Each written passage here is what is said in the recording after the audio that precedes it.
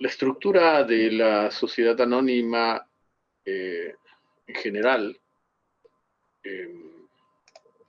nos permite identificar hasta 3 órganos de gobierno. La Junta General de Accionistas, el directorio y la gerencia. La Junta General de Accionistas es ante todo un órgano de decisión, es el órgano máximo de decisión, lo que algunos autores llaman un órgano de propiedad, situación que nosotros ya hemos aclarado en la clase anterior, ¿no? En donde confluyen, en donde convergen los titulares de cuanto menos una acción, ¿no? Y que coadyuvan a lo que resulta sumamente importante en la vida de la sociedad, en el cambio de la estructura jurídica eventualmente de la sociedad anónima. La Junta General de Accionistas, en tanto sesione con todos y de los miembros titulares de acciones con derecho a voto,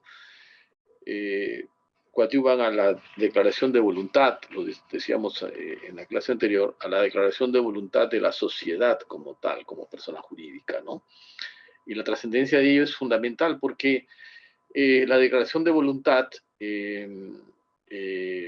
plasmada en un acuerdo no es sino el ejercicio de los derechos y lógicamente el reconocimiento de asumir obligaciones frente a terceros, frente a los socios, ¿no?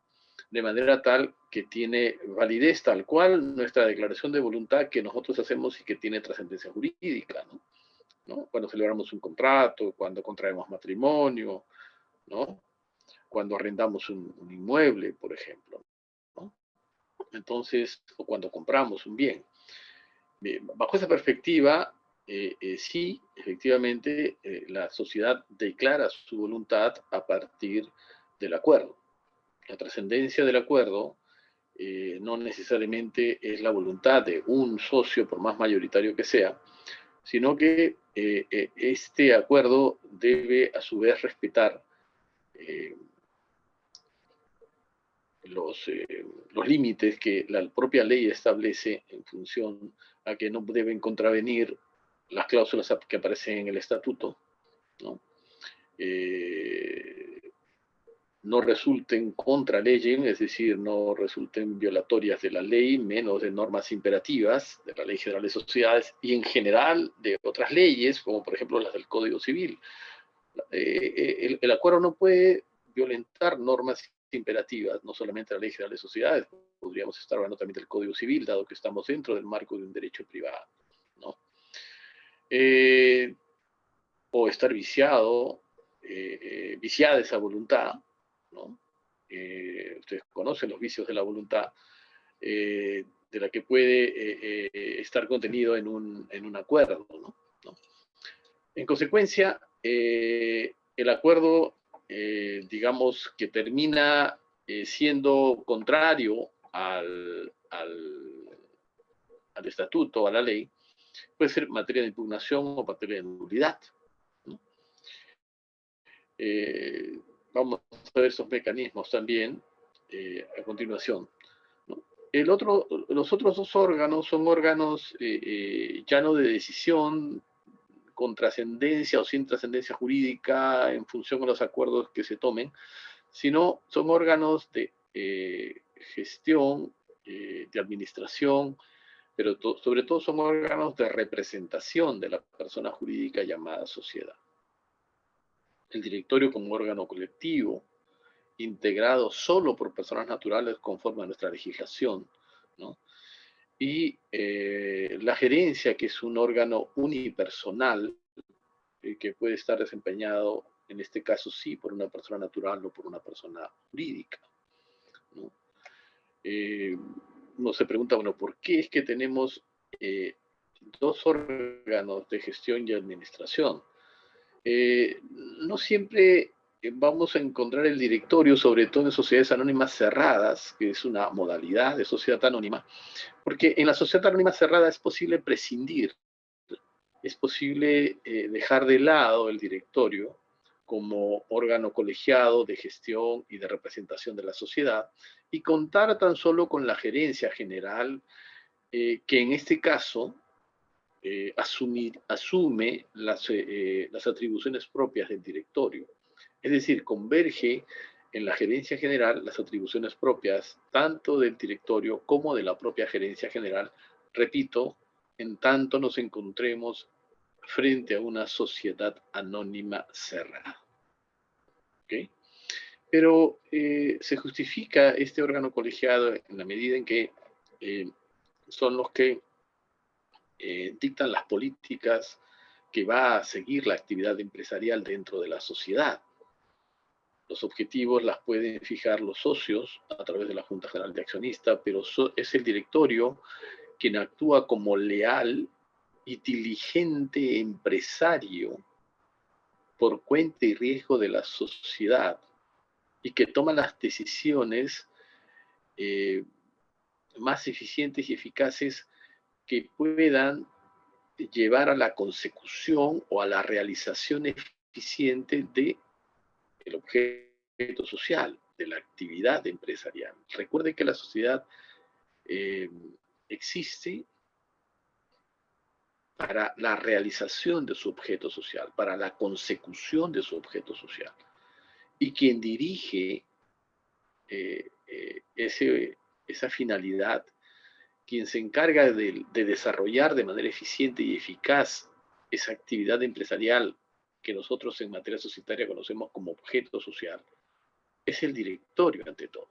Ellos son los que fijan esa política para conseguir la realización eficiente y eficaz de ese objeto social. Los matices, las formas, las estrategias, los modos pueden variar de sociedad en sociedad, porque eso va a depender de cómo administra el directorio la sociedad. Si fija las políticas de administración, de gestión, quien las va a ejecutar, quien va a administrar el día a día de la sociedad vinculada siempre al objeto social, no es otra que la gerencia general, ¿no?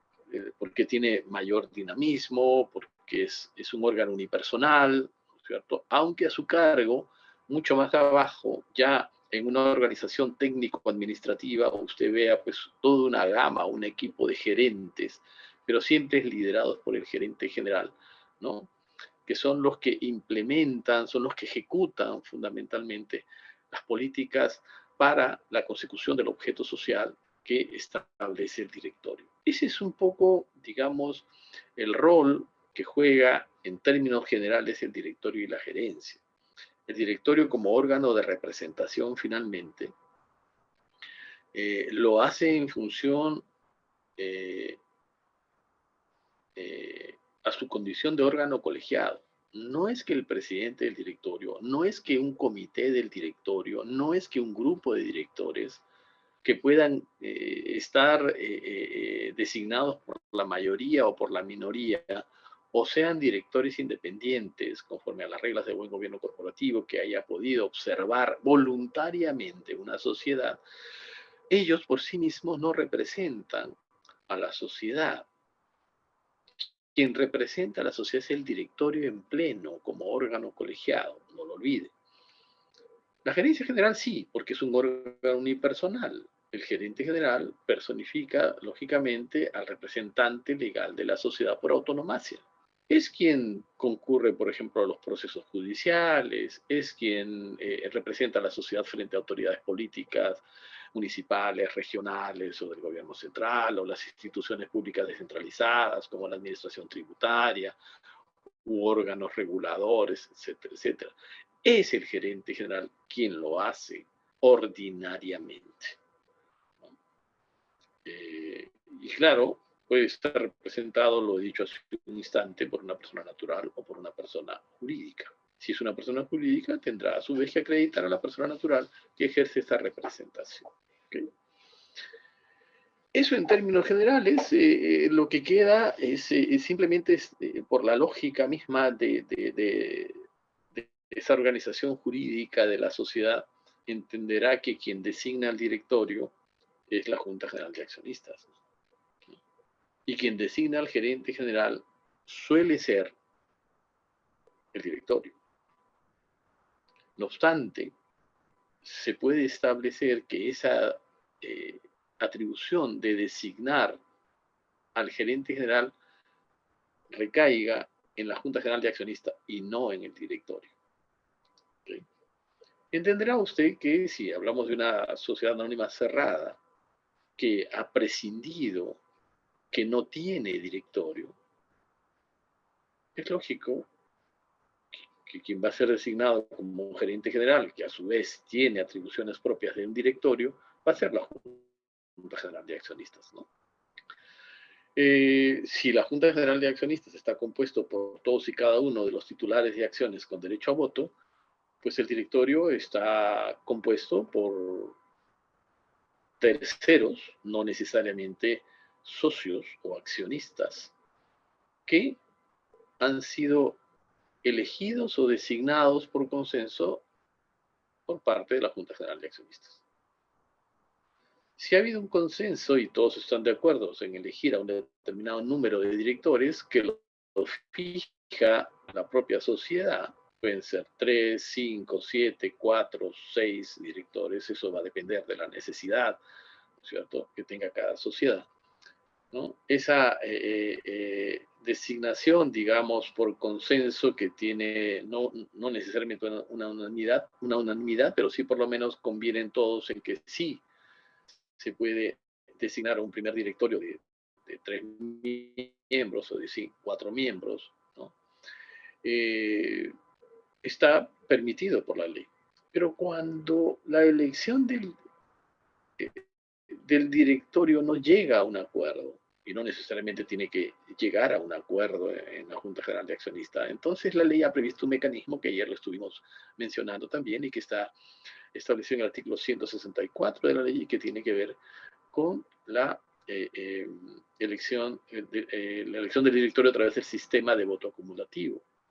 Artículo, repito, 164 de la ley, que rompe el esquema o la fórmula bajo la cual se ejerce el derecho a voto. Una acción es igual a un derecho a voto. Una acción es igual a un voto. En la elección del directorio se rompe esa regla, ¿no? Y se establece un mecanismo que lo vamos a ver, esperemos, el día de hoy. Bueno, la gerencia, en tanto órgano unipersonal, sí, bueno, recae en el propio directorio, usualmente, ¿no? Y se designa al gerente general. En todos los casos, entenderá usted que los órganos, los miembros que integran el directorio y el gerente general responden a la confianza, ante todo, de la Junta General de Accionistas. La Junta General de Accionistas está en condiciones de remover a los miembros del directorio, a todo el directorio o a algunos miembros del directorio. Los miembros del directorio pueden renunciar, los miembros del directorio pueden también cesar en el cargo por causas naturales, el fallecimiento, por ejemplo, ¿no? Igual sucede con la gerencia. ¿Tienen incompatibilidades? Sí, lógico. Tienen incompatibilidad, es decir, no puedes desempeñar el cargo de director, lógico, si tienes un interés contrario ante la sociedad. Has demandado a la sociedad tu condición de socio y además quieres ser elegido director. Bueno, ¿dónde?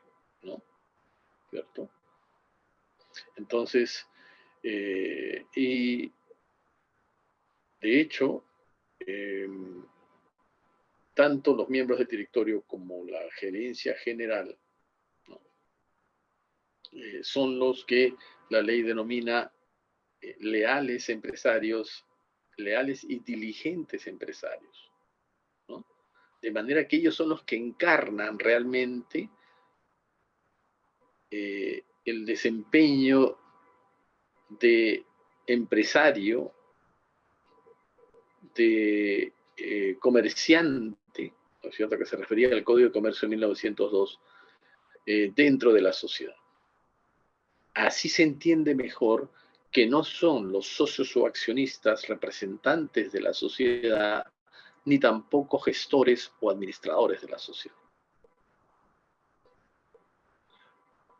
Son el directorio y la gerencia general quienes sí representan a la sociedad, pero la representan porque desarrollan la administración, la gestión de la sociedad.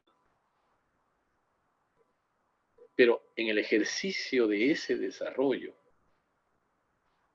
en el cargo de director o en el cargo de gerente general, la responsabilidad es personal, solidaria e ilimitada hasta donde alcance su patrimonio personal. Así usted tenga la condición de socio o accionista mayoritario, minoritario, pero que usted ha sido elegido o ha sido designado miembro del directorio o a su vez gerente general, los actos, grábese bien esto, que usted desempeñe en su cargo como gerente general o como miembro del directorio, en tanto no haya salvado su voto cuando se tomen los acuerdos en sesión de directorio y se prueba que usted tiene responsabilidad personal o social que haya causado perjuicio al patrimonio social, a terceros e indirectamente a los socios, entonces la responsabilidad limitada que en su condición de accionista usted pretende invocar no puede ser opuesta, no rige, no surte efecto. Si usted es director, si usted es gerente, sabe que su responsabilidad es directa, personal, con todo su patrimonio. Por eso el desempeño debe ser eficiente, el desempeño debe ser pulcro, el desempeño debe ser transparente en el cargo. Porque de lo contrario usted va a ser pasible de acciones de responsabilidad frente a la sociedad, responsabilidad social o de manera personal, pero que en cualquier caso cause perjuicio a la sociedad. Claro, los miembros del directorio, como el gerente general, son pasibles de responsabilidad en general. ¿Por qué casos? Bueno, por dolo o intencionalidad de causar perjuicio a la sociedad. Estamos hablando del dolo civil, ¿okay? Culpa inexcusable o negligencia grave, inhabilidad para el cargo, abuso de facultades. En esos cuatro rubros que acabo de mencionar, se engloba cualquiera de las conductas que puede imputársele al director o al gerente general en el desempeño de su cargo. Pero hay que probarlo. No se trata de demandar a la sociedad y conjuntamente a un director o al gerente general. Porque si usted no prueba la vinculación directa por los actos que ha desempeñado o ha desarrollado el gerente general o los miembros del directorio al aprobar un acuerdo, entonces la sociedad o los miembros del directorio o la gerencia pueden a usted también demandarlo. La responsabilidad se prueba. Y el hecho de que yo actúe como gerente general por cuenta y riesgo de la sociedad no me hace pasible de responsabilidad de por sí. Si hay una mala decisión y la sociedad pierde dinero, eso no significa que yo sea pasible de responsabilidad, porque la decisión pudo haber sido tomada correctamente, porque así lo indicó el directorio y así lo quería la Junta General de Accionistas. Imagínense como este caso en plena pandemia, el hecho de haber tomado una decisión de invertir y luego viene la pandemia y se pierde, o hay pérdida, o se arrastra pérdida, o se causa perjuicio no intencional, ¿no es cierto? Eso lo hace usted pasible de responsabilidad. Los socios podrían demandar a sus miembros del directorio y a la gerencia general por ello. ¿Se da cuenta? Hay que probar si hay dolo, si hay negligencia grave, ¿no? No han sido lo suficientemente hábiles para el desempeño del cargo como un leal y diligente empresario, o simplemente abusaron de sus facultades y por ello causaron perjuicio. Si yo pruebo alguna de esas causales en función a la conducta que desempeña el director o el gerente general, bien. Entonces podré demandarlos, ¿no?, en una acción de responsabilidad social o personal, individual. ¿Se da cuenta? Claro, tampoco voy a demandar a todos los miembros del directorio porque a lo mejor solamente la mayoría votó a favor del acuerdo que causó perjuicio y está aprobado, pero también han habido directores que salvaron su voto y votaron en contra y dejaron constancia en el acta por qué votan en contra y por qué eso podría haber causado perjuicio o de hecho causa perjuicio a la sociedad.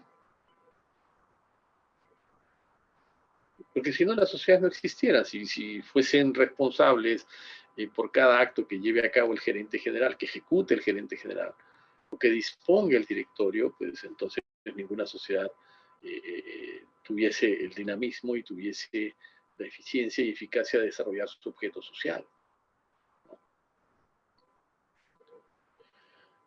Entonces, con esta introducción, claro, queda simplemente ver la parte de decir, bueno, ¿y quién controla a estos administradores y a la gerencia general? Bueno, normalmente en sociedades, por ejemplo, que cotizan en la bolsa de valores, entenderá usted que el Estado tiene un especial interés, ¿no es cierto?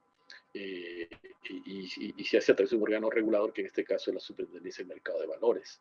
¿Por qué? Porque sus acciones están listadas en la bolsa y hay que proteger a los accionistas minoritarios, ¿no es cierto? Siempre que estemos hablando de una sociedad anónima abierta, por ejemplo, de una sociedad anónima ordinaria, pero que en ambos casos están registradas en la bolsa de valores y desarrollan entonces mecanismos de negociación con sus acciones en el mercado secundario, que lo hablábamos en la clase anterior, ¿no es cierto?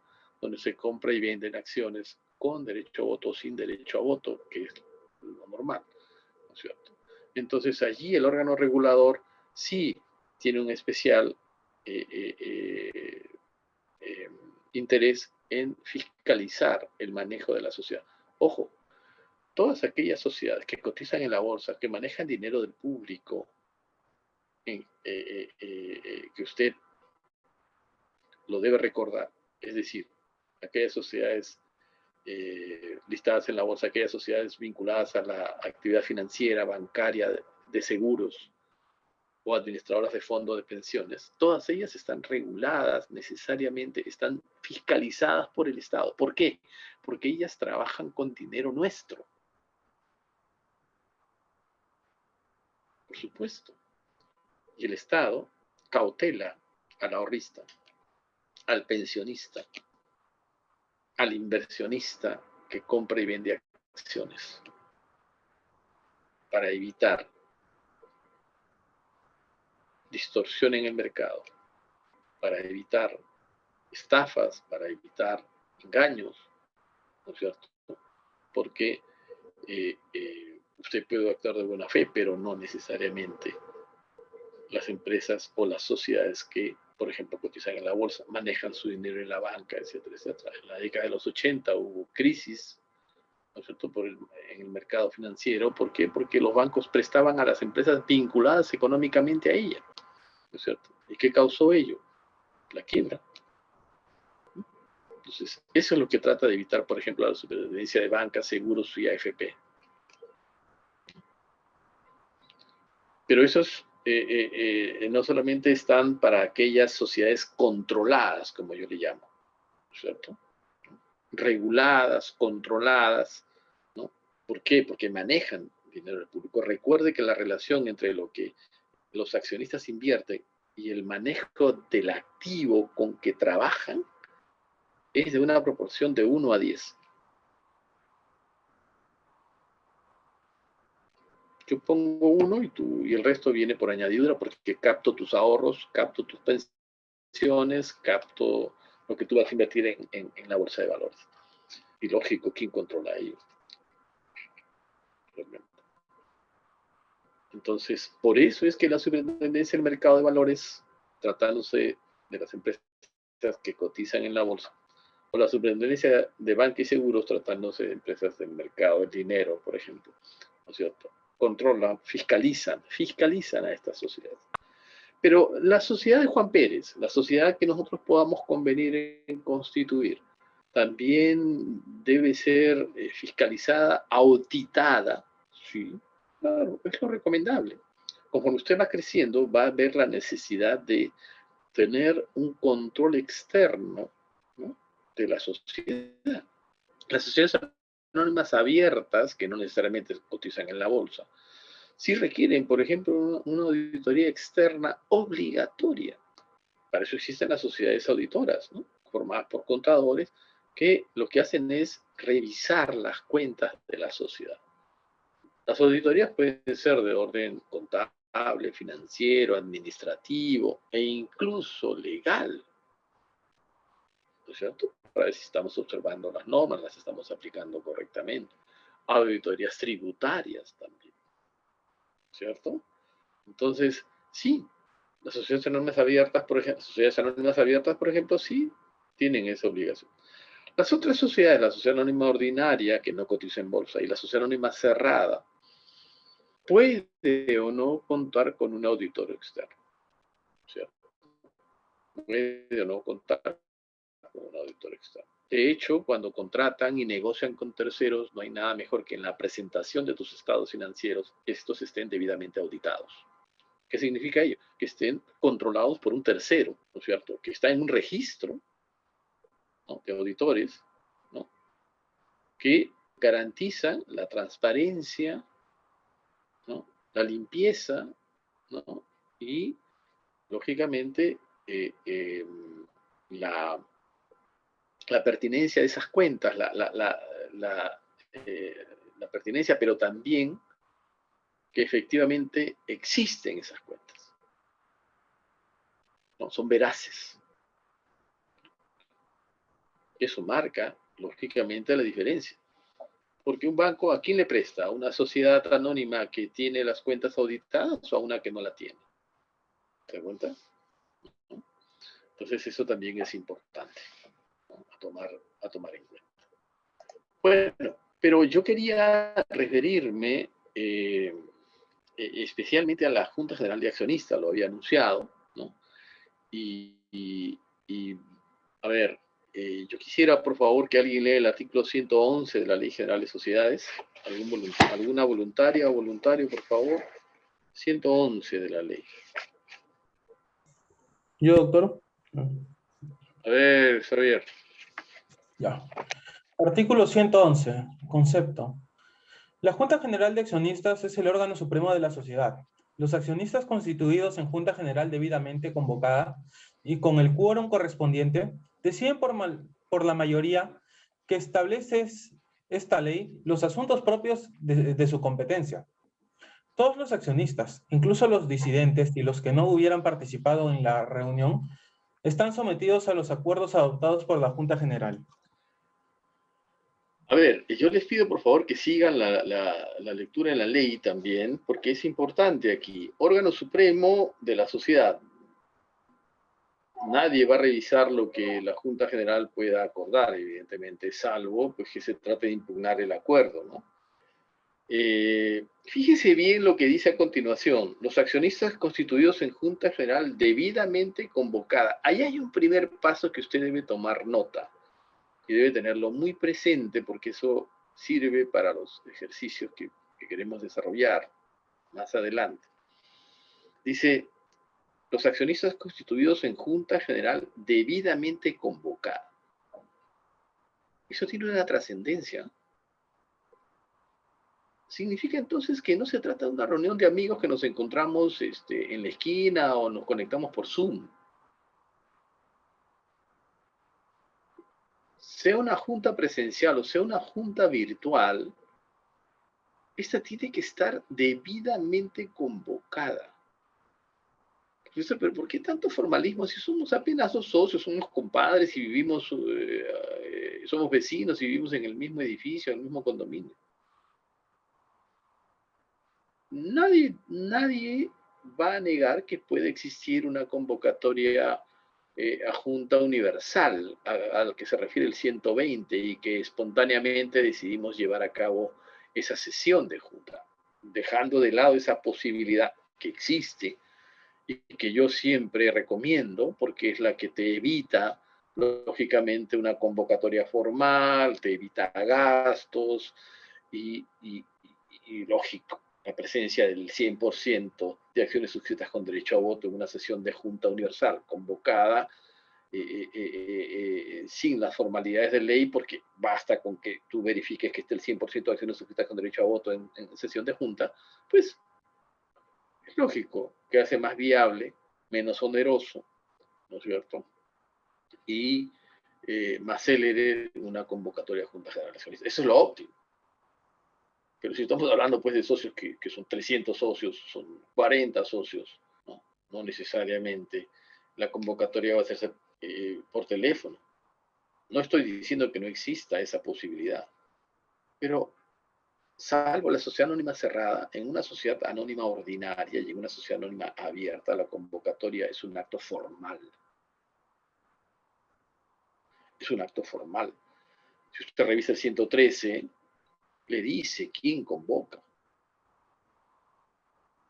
Salvo el 120, vuelvo a repetir, donde sí puede haber una autoconvocatoria, porque son los socios los que convergen y en tanto representen el 100% del capital social o su concurrencia, pues entonces no necesitan la convocatoria. Pero en la formalidad, la convocatoria, ¿quién la hace? Si el 113 le dice el directorio o en su caso la administración de la sociedad, la gerencia general, por ejemplo, ¿no es cierto? Convoca a Junta General cuando lo ordena la ley.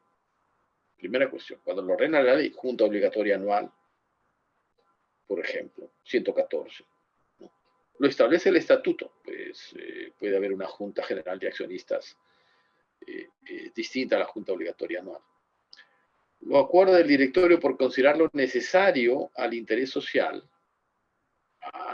Entonces, sí, ¿quién más que el directorio que está en el ejercicio de la gestión y administración de la sociedad para ver la necesidad de convocar a la Junta General de Accionistas para que tome una decisión, un acuerdo respecto a algún aspecto, respecto a algún tema propio de sus atribuciones, ¿no es cierto?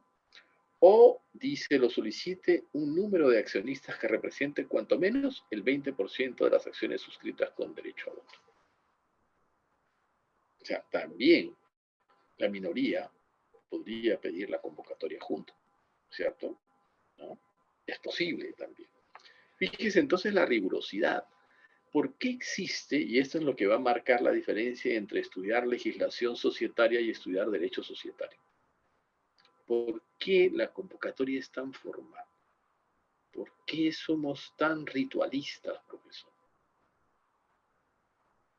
Eso es algo que no podría conseguirse con el hecho de converger y de confirmar por teléfono, por qué otra vía, por correo, si quiere, que sí vamos a ir a la reunión y ahí vamos a estar.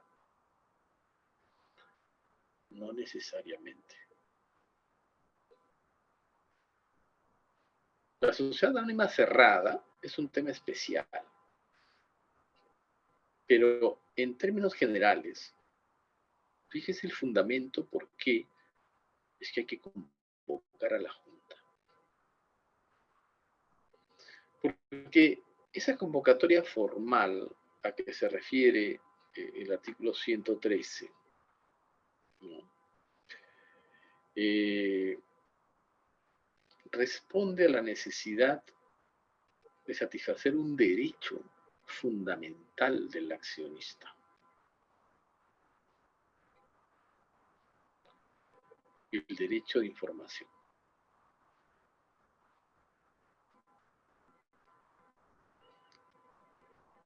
Si el accionista no es informado oportunamente de que se va a llevar a cabo la sesión de Junta General de Accionistas, obligatoria anual, u otra Junta General de Accionistas, entonces estamos violando un derecho fundamental.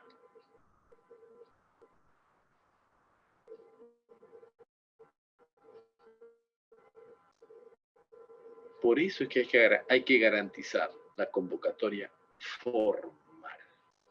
Profesor, pero ahora con la pandemia, que ya no se puede hacer una convocatoria junta presencial, bueno, eso nos trajo muchos problemas, por supuesto. Por eso salieron los decretos de urgencia, ¿no es cierto? Que aún por encima del vacío que establecía el estatuto y la propia ley, ¿no es cierto? Ya nos permitía hacer una convocatoria virtual. ¿Te das cuenta? Pero lo fundamental, ¿qué cosa es? Garantizar el derecho de información del socio o accionista. Profesor, pero si son 4 socios, ¿sí? Te puede prometer que va a ir, y si no va, ¿cómo deja constancia de que efectivamente fue debidamente notificado, debidamente informado, debidamente convocado?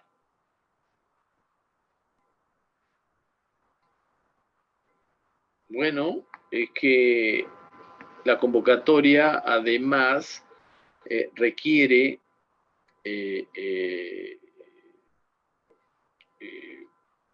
ser publicada. ¿Sí? Por supuesto. Si usted se fija en el 116, se va a dar cuenta de ello. El aviso de convocatoria de la Junta Federal obligatoria anual y las demás juntas previstas en el estatuto debe ser publicado con una anticipación no menor de 10 días al de la fecha fijada para su celebración. Regla general, ¿no es cierto? Ojo, para la Junta obligatoria anual y otras juntas. En los demás casos, dice, salvo aquellos en los que la ley o el estatuto fijen plazos mayores, la anticipación de la publicación será no menor de 3 días.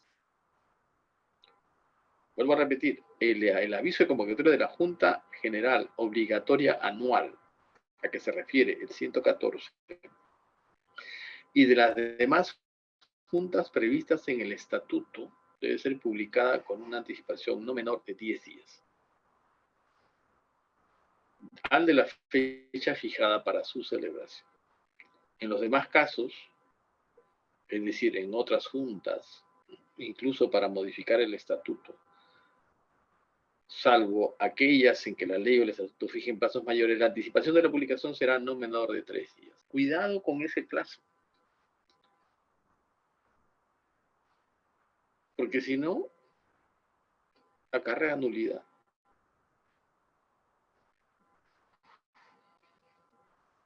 ¿Le dice algo más? Sí, el aviso de convocatoria especifica el lugar, día y hora de celebración de la Junta General, así como los asuntos a tratar. Hay que ser precisos en ello. Nosotros como abogados somos los que tenemos que cuidar de esta formalidad. Nos gusta o no. Si nosotros no cuidamos de la legalidad que debe observarse para la convocatoria de una Junta General de Accionistas, entonces vamos a ir mal. ¿Ok? Puede constar asimismo en el aviso el lugar, día y hora en que, si así procediere, se reunirá la Junta General en segunda convocatoria. No necesariamente en la primera llamada, en la primera convocatoria va a converger el número de acciones necesario y que nos pide el quórum para celebrar válidamente la Junta. Entonces, en el mismo aviso podríamos prever una segunda fecha para la convocatoria junta, las llamadas segunda convocatoria. Dicha segunda reunión, dice a continuación, debe celebrarse no menos de 3 ni más de 10 días después de la primera. Le dice el plazo. Okay. La Junta General no puede tratar asuntos distintos a los señalados en el aviso de convocatoria, salvo en los casos que permita la ley. Eso, salvo en los casos permitidos por la ley, se puede referir, por ejemplo, al caso en que vamos a tratar la responsabilidad de algún director o del gerente general. En ese caso necesitamos publicarlo en el aviso de convocatoria. ¿Por qué? Porque, bueno, así nunca va a convocar pues, el director ni el gerente general. nadie va a querer convocar a una sesión en donde sabe que, ¿no es cierto?, le van a imputar una responsabilidad y le van a tratar de probar esa responsabilidad respetando, lógico, el debido proceso. Entonces, fíjese que la trascendencia es tal que no es solamente publicar el aviso de convocatoria, sino que hay que respetar el plazo entre el aviso de convocatoria y la fecha de celebración. En algunos casos 3 días y en otros casos 10 días. Fíjese lo que podría resultar en cierta forma paradójico y que no lo es. Y le voy a explicar. Empiece a familiarizarse con el 114 y el 115. Con esos dos artículos usted tiene que no le pido que se aprenda de memoria ello, no, pero sí manejarlo, porque es lo que va a marcar, digamos, la pauta en cuanto al quórum y en cuanto a la adopción de acuerdos en Junta General de Accionistas. Todo lo que aparece en el 114 en términos generales, si usted los lee, ¿no? El objeto de la Junta Obligatoria Anual tiene que ver con asuntos que interesan a la sociedad y en particular a los socios o accionistas. Claro, aquí mejor que a los accionistas le va a interesar pronunciarse sobre la gestión social y los resultados económicos del ejercicio anterior, ¿no es cierto? Y que está reflejada en los estados financieros. ¿A quién le va a interesar resolver sobre la aplicación de utilidades si lo hubiere, lógicamente? ¿A quién le va a interesar elegir cuando corresponda a los miembros del directorio, o designar o delegar en el directorio la designación de auditores externos cuando corresponda? O resolver ciertos asuntos que tengan que ver con la administración interna de la sociedad. A los socios. Y sin embargo, como usted lo escuchó al leerle yo el 116, el aviso de convocatoria de la Junta Obligatoria Anual debe ser con una anticipación de 10 días. Usted dirá, doctor, pero si interesa solamente a los socios, ¿por qué tanto tiempo tiene que pasar entre el aviso de convocatoria y la fecha de instalación de la Junta? Es que ahí se va a aprobar los resultados económicos del ejercicio económico anterior. Y hay que leer estados financieros. Entonces, eso demanda mucho más tiempo. ¿Y por qué se da ese plazo? Porque con eso, además, no solamente de garantizar la noticia de convocatoria Junta Obligatoria Anual, sino que además se le está indicando al socio, mira, tienes un plazo inclusive para que tú puedas revisar, ser informado de lo que tú vas a aprobar o no. Eso va a determinar el sentido de tu voto. Y claro, estado financiero significa revisar las cuentas de la sociedad. Y el legislador ha previsto que aquí el socio sí requiere de tiempo para revisar esas cuentas de la sociedad, para aprobar o desaprobar los estados financieros que formule el directorio y que es elaborado en principio por la gerencia general, pero que el directorio hace suyo y lo presenta a la Junta General de Accionistas. Entonces, el documento más importante es una atribución irrenunciable del directorio e indelegable. ¿Y quién aprueba o desaprueba esos estados financieros? La Junta General de Accionistas. Pero para ello debe ser oportunamente informada. Es decir, la convocatoria no solamente me sirve a mí para informarme de que se va a llevar a cabo una sesión de Junta General de Accionistas, sino también para establecer la naturaleza de esa sesión de Junta Obligatoria Anual en este caso, que a su vez me garantiza a mí un plazo amplio, digamos, de 10 días, ¿no? ¿Para qué? Para poder acceder a la información que me tiene que dar la sociedad, de manera que yo pueda estudiar los estados financieros. Son las cuentas de la sociedad. Quiero saber por qué hay utilidades o por qué no la hay. ¿Por qué arrastramos pérdidas? Yo tengo un interés económico dentro de la sociedad, por eso hice mi aporte. Y me dieron acciones, y esas acciones me deberían a mí rendir utilidades, dividendos, dicho mejor, en mis manos. ¿Pero por qué no arroja utilidades la sociedad? O si lo arroja, quiero saber cómo lo ha hecho. Tengo interés.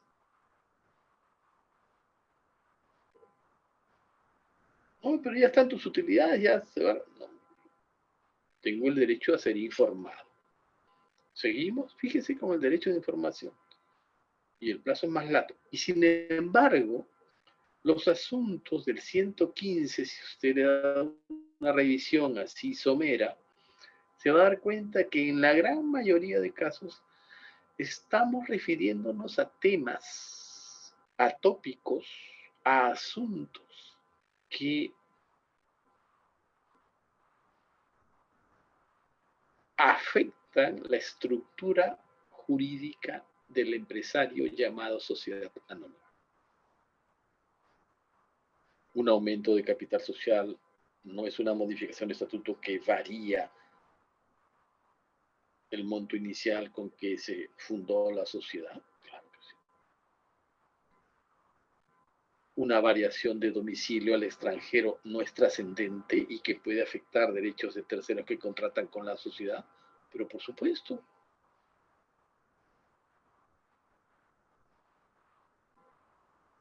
Una fusión en donde el patrimonio de la sociedad va a ser transferido a otra sociedad absorbente, liquidando la existente sin disolverse, o extinguiendo la existente sin disolverse ni liquidarse.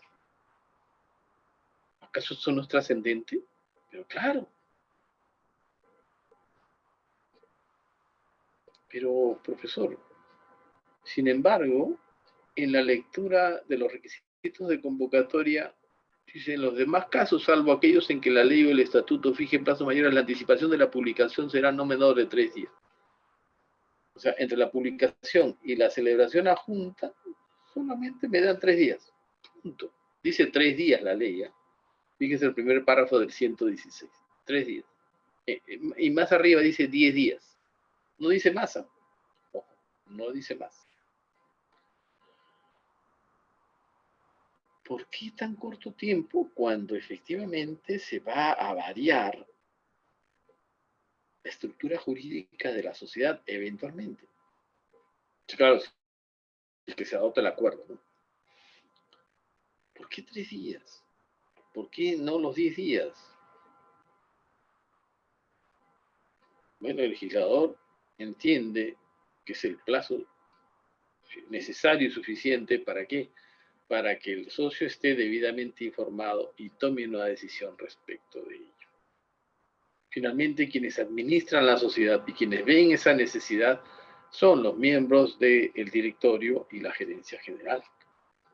Expuesto técnicamente, ¿no es cierto? Habiendo sido informados de manera oportuna, entonces la decisión recae en manos de la Junta General de Accionistas. De hecho, cualquier decisión que tenga que ver con el 115 en su gran parte, ¿no? Es de hecho informado también a los miembros de la Junta General de Accionistas, ¿no? No con la formalidad que estamos refiriéndonos y que manda el 116, pero de hecho la toma de decisiones trascendentales, ¿no es cierto? Incluso de una disolución, liquidación y extinción de la sociedad, es lógico que ha sido puesto en conocimiento de los miembros de la Junta, ¿no? Quería referirme aquí en este punto a lo que establece la ley. Fíjese que la ley le dice, entre el aviso de convocatoria y la celebración de la Junta, deben pasar 3 o 10 días, dependiendo del tipo de Junta que se vaya a convocar. Y le dice 3 días o 10 días, no le dice más. La pregunta es, ¿son 3 días o 10 días qué? ¿Hábiles, útiles o calendarios? Ese plazo incluye feriados, sábado, domingo, huelga en el Poder Judicial, vacaciones de los miembros del directorio,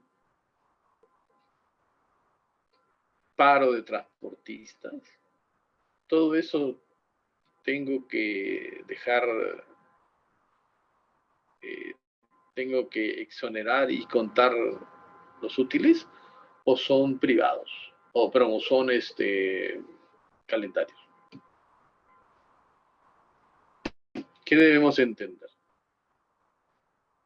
Como calendarios, doctor, ya que no hay ninguna especificación.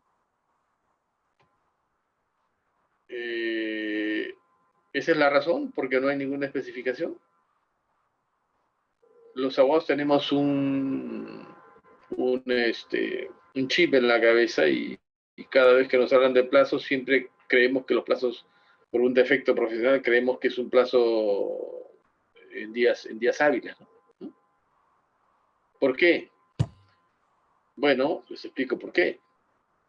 Porque nosotros estamos normalmente vinculados a los plazos procesales del derecho adjetivo, ¿no es cierto? Como litigamos o como la administración pública también, ¿no? Observa plazos en días hábiles, ¿no? Entonces nosotros pensamos que si la ley no dice nada, bueno, tengo que pensar que son días hábiles.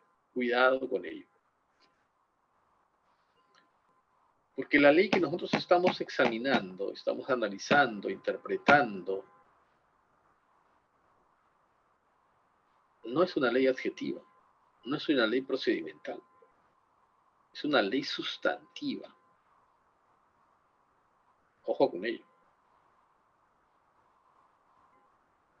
Y entonces es prima hermana el Código Civil. Y el Código Civil sí tiene reglas sobre los plazos. ¿Es cierto o no? ¿Claro? Entonces acá,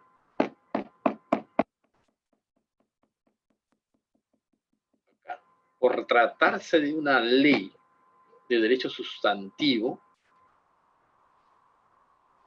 los plazos a que se refiere se debe entender por días calendarios.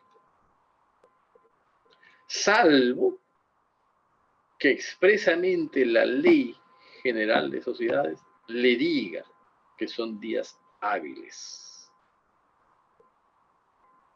Usualmente cuando se vaya a demandar de repente una acción de responsabilidad, ¿no? Pero en general usted va a encontrar como plazos y ejemplo el 116. 3 días, 10 días. Ahora ya sabe el fundamento. ¿Okay? Se refiere a días calendarios.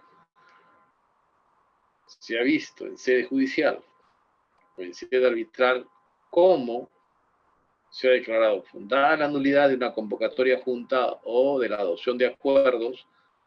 ¿Por qué? Porque se computaron plazos en virtud a días hábiles y no a días calendarios. Por ese defecto que tenemos los abogados. Creemos que todos los plazos atienden a días hábiles. No necesariamente. No por lo menos en materia societaria. Aclarado el tema. ¿Okay? Mucho cuidado. No estamos en procesal. Estamos en derecho sustantivo. ¿Okay? No digo que no haya normas procesales dentro de la Ley General de Sociedades. Las hay. De hecho, lo va a advertir. Y va a ver que en algunos casos sí hay referencia a plazos en días hábiles. Entonces, yo quería detenerme en ello porque me parece trascendental. Doctor, recién estamos en la convocatoria, sí, pero fíjese usted el fundamento con que yo trato la convocatoria. No se trata de un mero aviso en el diario. Por supuesto que el profesor ahora existe una convocatoria, ya puede haber una convocatoria virtual. Sí, por supuesto. Pero no deja de ser un requisito formal y fundamental para celebrar válidamente la Junta. Y no es suficiente, porque estamos garantizando solo el derecho de información. La ley no dice, bueno, ya hiciste su aviso de convocatoria, perfecto. Ahora, reúnete nomás. No, señor.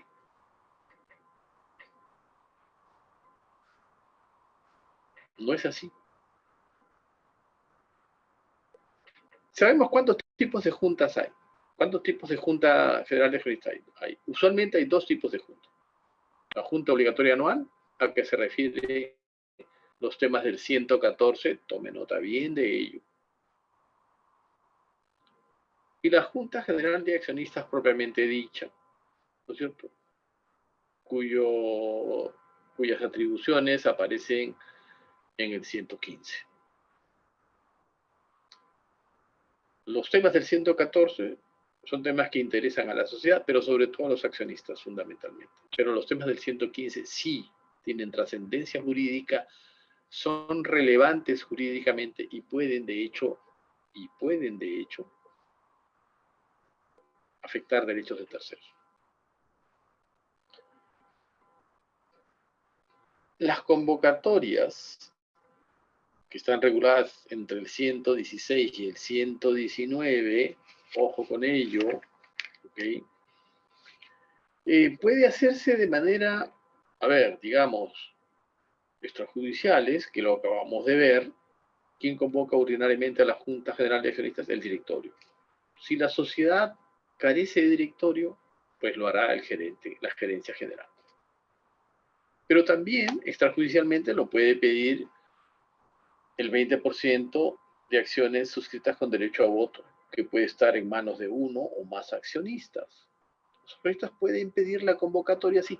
Claro, usted me dirá, pero profesor, si usted me está diciendo que la Junta General de Accionistas es el órgano máximo de decisión, ¿por qué tiene que pedirle los accionistas al directorio que convoquen a Junta? ¿No? Es una pregunta lógica, ¿cierto? ¿No? Doctor, pero usted me está diciendo que es el órgano máximo de decisión. Nadie puede revisar sus acuerdos. Y ahora me dice que la convocatoria tiene que ser a pedido de los accionistas de una minoría, cuanto menos que representa el 20% de acciones suscritas con derecho a voto, o más. O sea, tienen que rogarle, pedirle, suplicarle al directorio que convoque a Junta. No. Ese es un derecho de la minoría.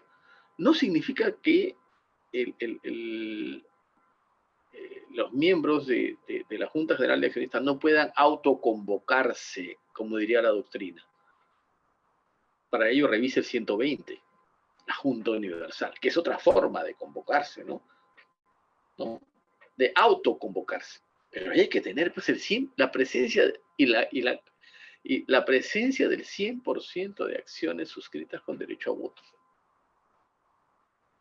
Pero si nadie está de acuerdo con llevar a cabo la Junta General de Accionistas, pero si hay una minoría que le interesa convocar a Junta, pues tanto uno o más accionistas representen no menos del 20% de acciones suscritas con derecho a voto, pueden solicitar esa convocatoria al directorio o a la gerencia general, en tanto la sociedad carezca de directorio, como es en el caso de la sociedad anónima cerrada. Y no es que le estén rogando ellos, no, ellos están solicitando que se convoque a Junta, respetando la competencia que tiene el directorio o la gerencia general, ya que le está indicando además en ese pedido qué temas son los que se quiere tratar en Junta General de Accionistas. Claro, el directorio puede decirle, bueno, usted es la minoría y a mí no me interesa lo que usted quiera. Así que me va y me viene, no respeto los plazos en donde yo debo responderle. Entonces, ahí viene la convocatoria judicial. Recuerde, estamos partiendo de las minorías, ¿ah? Ojo. Entonces, directorio, no has convocado a Junta. ¿No me has respondido dentro del plazo que me establece la ley? Perfecto. Voy a pedirle al juez o al notario, porque ahora hay competencia notarial también para la convocatoria a Junta General de Accionistas.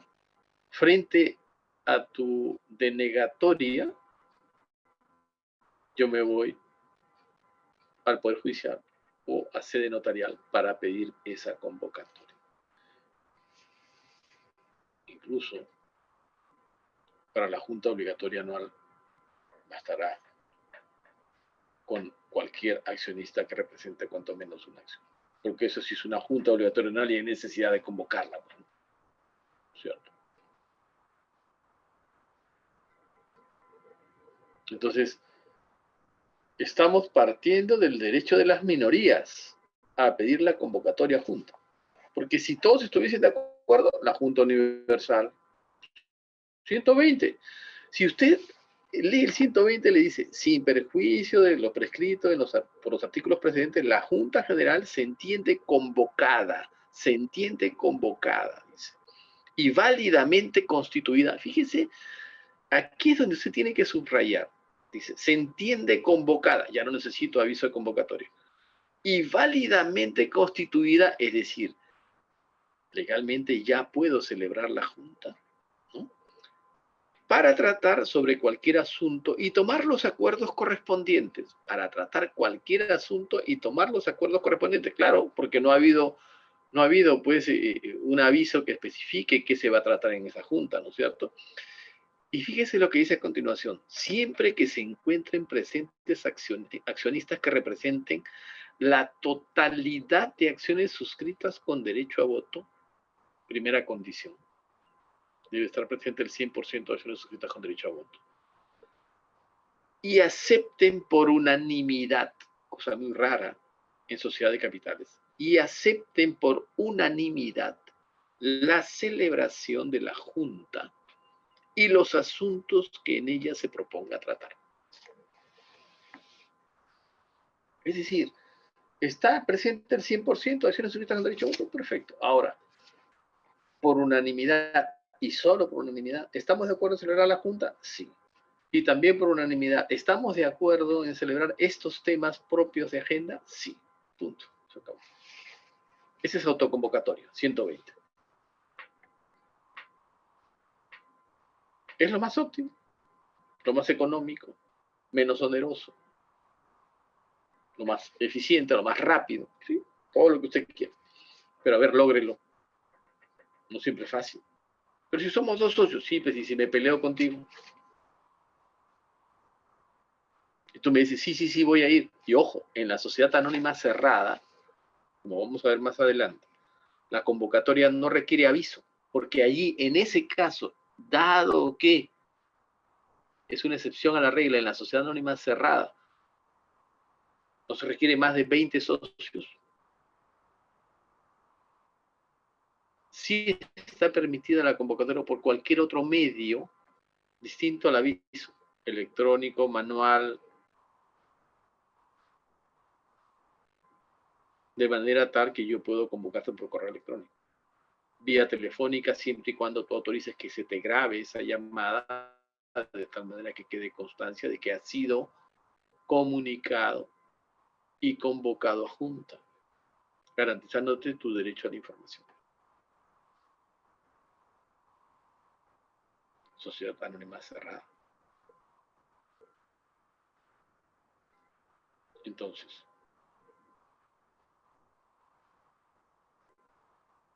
eso no funciona para la sociedad anónima ordinaria, la sociedad anónima abierta.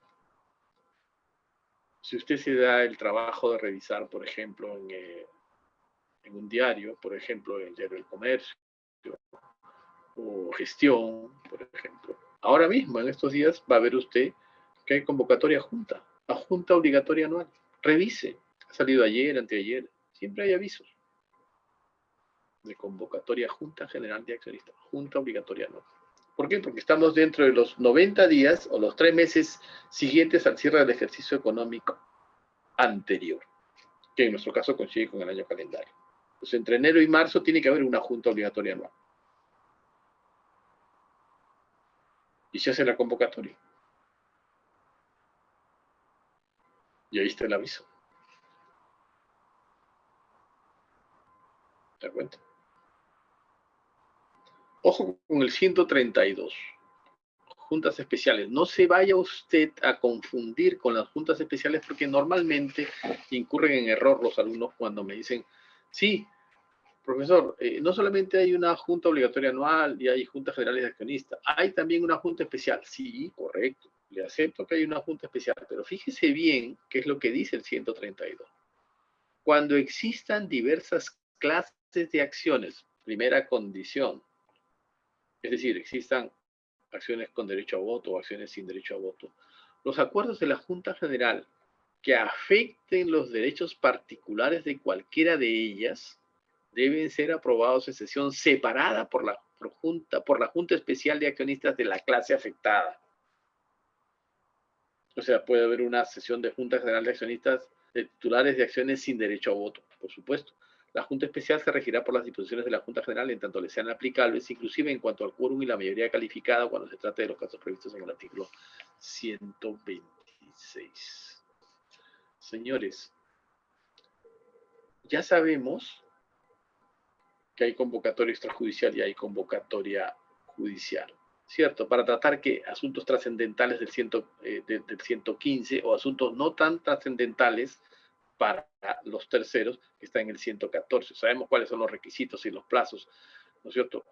En la lectura del 116 que hemos hecho hace un momento. Sabemos de qué se trata la Junta Universal y acabamos de mencionar todo lo referente a la Junta Especial.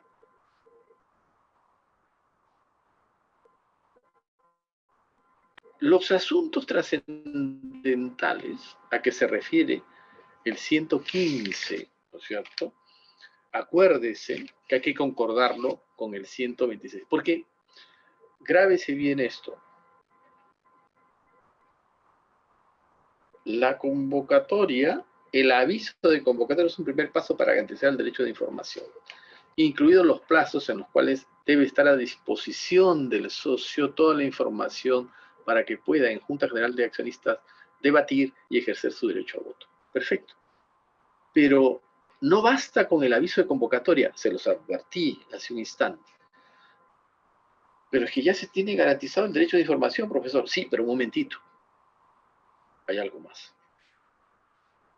Para que se considere instalada válidamente la Junta, repito, para que se considere instalada válidamente la Junta, o se observe la legalidad de la instalación de la Junta y pueda celebrarse la sesión de Junta General de Accionistas, hay que cumplir con otro requisito adicional, el quórum.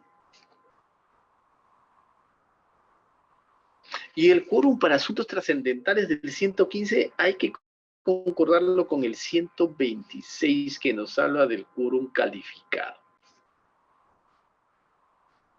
Fíjese bien cómo les estoy dando la ruta, aviso de convocatoria, de qué asuntos se va a tratar, de asuntos trascendentales o no trascendentales. Si son asuntos trascendentales de relevancia jurídica en la vida de la sociedad, en la estructura jurídica de la sociedad, estoy seguro que es el 115 en su gran mayoría. Ok, ese artículo 115 debe ser concordado a su vez con el 126. ¿Por qué? Porque si se convoca válidamente, perfecto, tienes tu aviso, se ha convocado válidamente, muy bien. Ahora hay que verificar la legalidad de la instalación de esa junta para que pueda ser celebrada conforme a derecho. Profesor, tanto ritualismo. Es que el legislador no solamente dice garantízale el derecho de información al socio, sino que a su vez tienes tú que verificar para asuntos trascendentales la concurrencia del mayor número de acciones posibles de tal manera que tenga legitimidad ese acuerdo. Haya concurrido el mayor número de capitales o de acciones en esa Junta General de Accionistas. Porque son asuntos trascendentales. No es cualquier cosa. No se va a ver el interés de los socios, no. Se van a ver asuntos de trascendencia jurídica en la organización de la sociedad, de manera que pueden afectar derechos de terceros y de los propios socios. En consecuencia, el 126 se refiere al quórum calificado. Se exige la presencia de la mayor cantidad de acciones posibles para tomar una decisión respecto a una disolución, liquidación y extinción de la sociedad, respecto a una fusión, respecto a una decisión, respecto a una transformación, respecto a un aumento de capital social, respecto a una disminución de capital social, respecto a una variación del objeto social, respecto a un cambio del domicilio social al extranjero, por ejemplo. Eso es lo que más o menos dice el 115. Entonces, tengo en el siguiente paso, habiéndole garantizado el derecho de información, ahora tengo yo que verificar, ojo los abogados,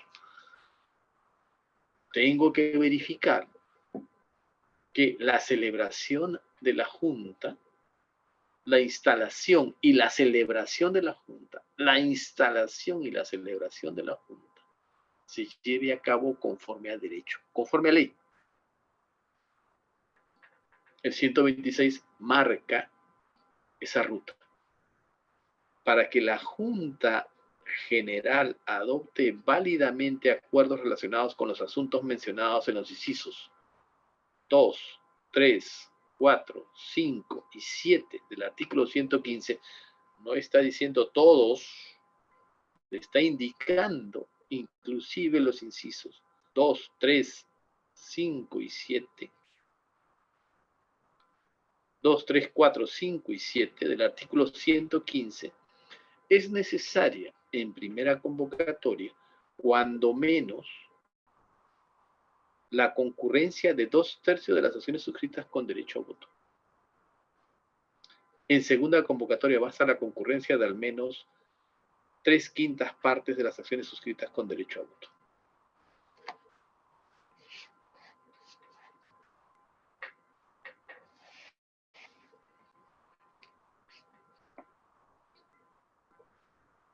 Y voy a la última parte del 127 para que le quede claro. El último párrafo del 127. Léalo conmigo.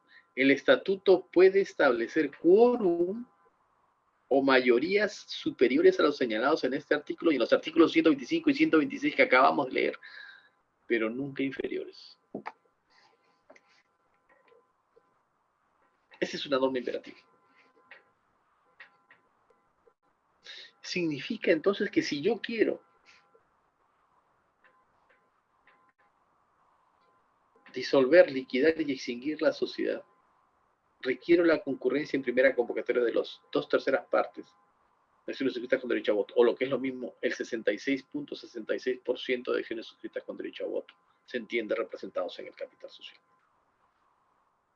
Y en segunda convocatoria, si no podemos verificar la concurrencia de ese número de acciones, en segunda convocatoria bastará con la presencia de los 3/5. Y los 3/5 no es otra cosa que el equivalente a 60% de acciones suscritas con derecho a voto representadas en el capital social. Solo así se considera instalada válidamente la Junta y por lo tanto se puede celebrar la sesión.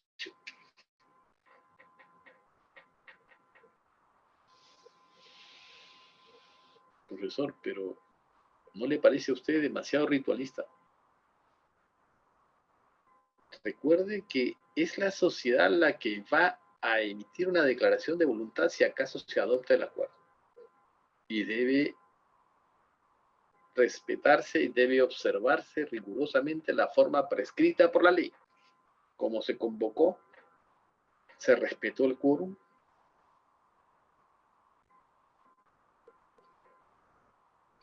¿Y cómo se adopta el acuerdo, profesor? Porque ya, ok, se instaló la Junta válidamente en primera convocatoria, digamos. Ya. Está presente el 66 puntos. Está presente el 80%. Ya está. Listo. Perfecto. Ahora, ¿cómo se adopta el acuerdo?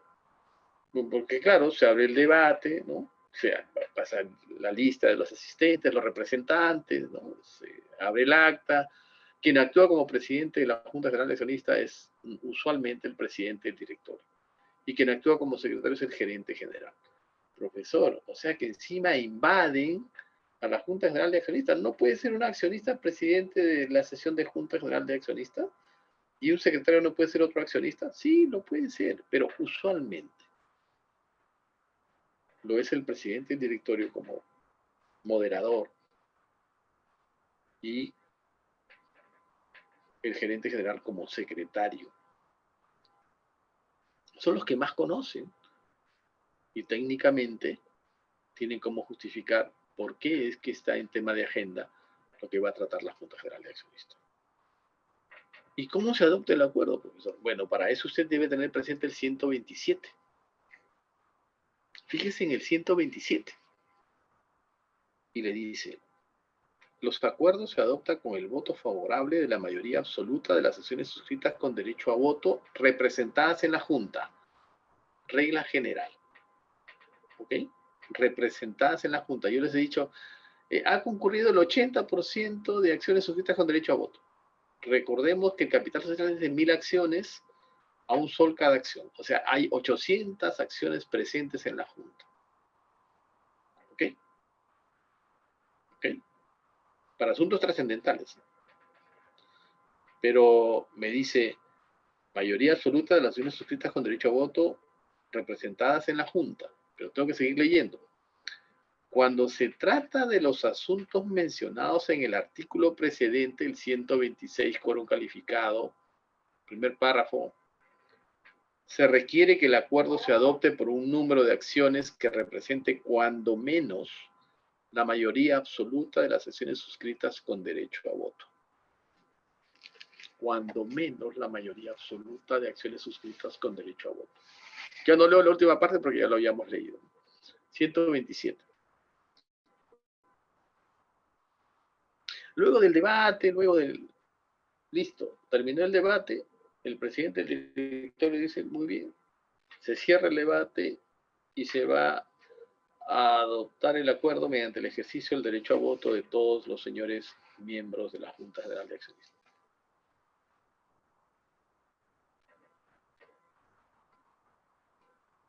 En el ejemplo, en Junta ha concurrido en primera convocatoria 800 acciones de un capital social de 1000 acciones a un sol cada acción. Pregunto, ¿con cuántos votos como mínimo se adopta el acuerdo? Con 400, el voto conforma de 401 acciones, tomando en consideración que una acción es igual a un voto, o con el voto conforme de 501 acciones. 401, doctor. 401, dice Ernesto. ¿Hemos leído bien el 127? Vamos a tratar la disolución, liquidación y extinción de la sociedad. Primera convocatoria concurrió el 80% de acciones suscritas con derecho a voto, vale decir 800 acciones. Están presentes en Junta. No importa el número de socios, lo que interesa es que hay 800 acciones. ¿Ok? Ernesto ha dicho, se adopta el acuerdo con el voto conforme, se entiende el voto a favor por el acuerdo de 401 acciones, que es la mayoría absoluta, o sea, la mitad más uno. Doctor, disculpe. Mayoría absoluta es la mitad más uno. Sí, doctor, disculpe. En este caso, ahora recién entro en cuenta que es un asunto trascendental y que por ende se rige bajo la 126. En este caso ya no sería 401, sino sería ya 501. La mitad más uno de acciones representadas en el capital social, entonces. ¿Rectifica Ernesto? Muy bien. ¿Correcto? Bien. Hay que tener mucho cuidado en saber qué asuntos son los que se tratan en la Junta, para saber cómo se adopta el acuerdo. Eso es, para mí, lo fundamental. Que usted entienda el aviso de convocatoria, se respeten los plazos de acuerdo a los temas trascendentales o no que se vayan a tratar en Junta, 3 días, 10 días, ¿cierto? ¿No? Y luego verificar la instalación válida de la Junta, quórum, y luego de verificado el quórum, entonces ver la adopción de acuerdos. ¿Cómo se adoptan los acuerdos? 127. Depende qué tema vayamos a tratar, profesor. Si son asuntos trascendentales como una disolución, liquidación y extinción de sociedades en un capital social de 1000 acciones en total, y habiendo concurrido 800 acciones, y a mí me dicen que para adoptar el acuerdo es la mayoría absoluta de acciones suscritas con derecho a voto, y no me dice más, cuando la ley te diga mayoría absoluta de acciones suscritas con derecho a voto, debe entenderse que son las acciones suscritas con derecho a voto representadas en su totalidad en el capital social. Porque es distinto cuando te dice en la primera parte del 127, los acuerdos se adoptan con el voto favorable de la mayoría absoluta de las acciones suscritas con derecho a voto representadas en la Junta o concurrentes a la Junta. Esa es otra cosa. Así hayan ido 800 acciones, el acuerdo no se adopta con el voto conforme de la mitad más uno de esas 800 acciones. No. ¿Por qué? Porque son asuntos trascendentes. ¿Y cómo sé ello yo? Bueno, verificando pues el inciso del 126. ¿Qué significa una disolución, liquidación y extinción de la sociedad? ¿No es acaso una modificación del estatuto? Sí. ¿Suficiente con ello? Está dentro de los incisos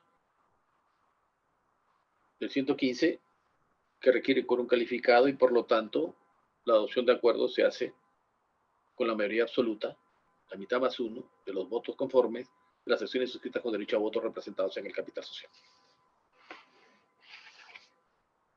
Si lo que vamos a adoptar como acuerdo, siguiendo el ejemplo, es la aprobación de los estados financieros y la aplicación de utilidades, el destino de las utilidades, les pregunto, ¿cuál sería el quórum en primer término?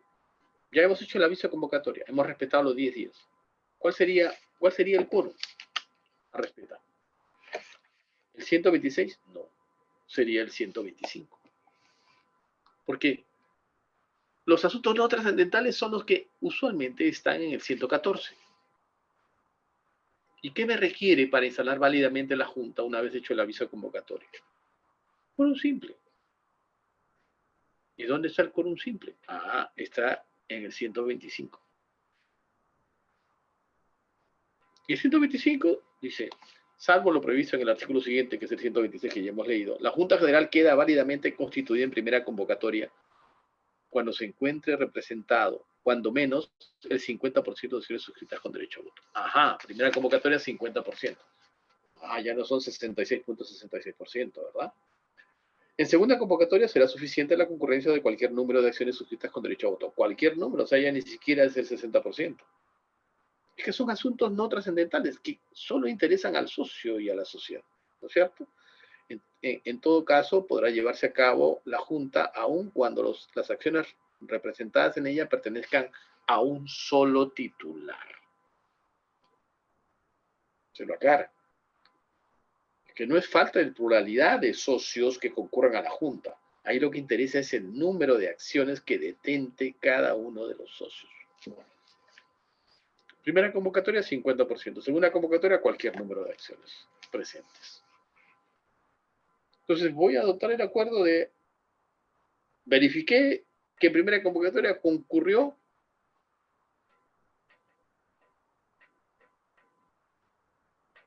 el 80% del capital social, 800 acciones, de un capital social de 1000 acciones.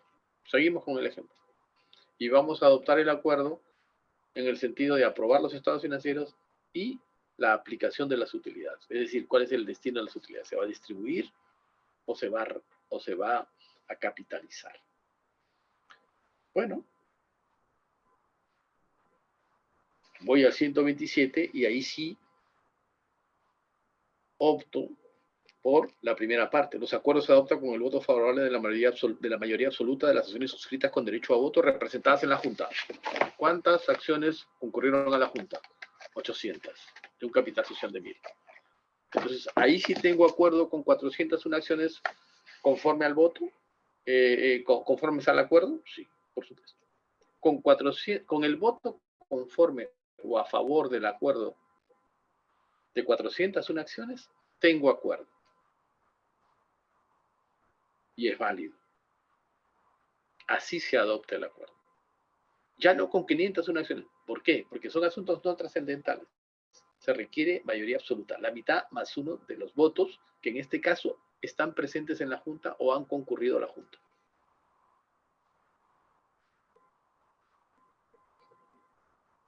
Listo. y la adopción del acuerdo, sea en asuntos trascendentales o no trascendentales, obligan a todos los accionistas, hayan votado a favor o hayan votado en contra, salvo alguna excepción que luego vamos a ver en un aumento de capital social.